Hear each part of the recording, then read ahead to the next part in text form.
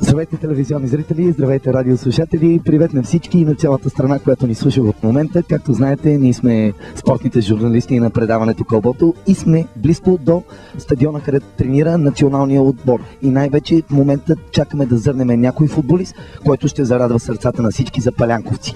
Като че ли виждаме вече един, да му зададем някой друг въпрос. Господин футболист,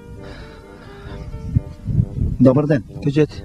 Ние сме от спортното предаване на Кълбото, искаме да ви зададем няколко въпроса. Какво е това предаване на Кълбото? Спортно предаване, спортно. Мисля, че не сте ме плюли все още, затова ще ви кажа тук е нещо. И като гледам, бая килограми сте над норменото тегло. Това е абсолютно некоректен въпрос и вие, журналистите, винаги искате да ни оплюете нас, футболистите, тези, които радваме целият народ. Как не ви е срам? Какво ми е на теглото? Малко съм направил корем, че голяма работа след всяка победа и след всеки спечелен матч ние сме по дискотеки и по ресторанти. Защо да не ходим по басейните и да плуваме и да се веселим? Нали сме хора? Плюс това новата стратегия на треньора е, че аз съм професия вече гюме и смятам, че моята задача е само да вкарвам и да изкарвам. Така че не мисля, че те наднормени тегла, дето говорите чак толкова много, ще ми попречат. Така че не се притеснявайте изобщо за това. Изчакайте малко, ако обичате. Да, слушам.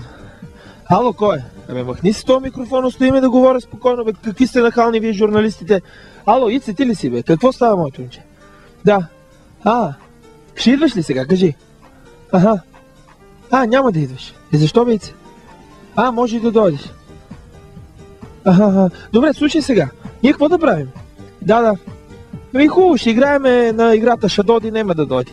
Ще фърляме езитора. Добре, Ице, нямаш проблеми, ще се оправим. Тук момчетата те целуват. Чао. Кажете. Колко разбрахме, говорихте с Ицето?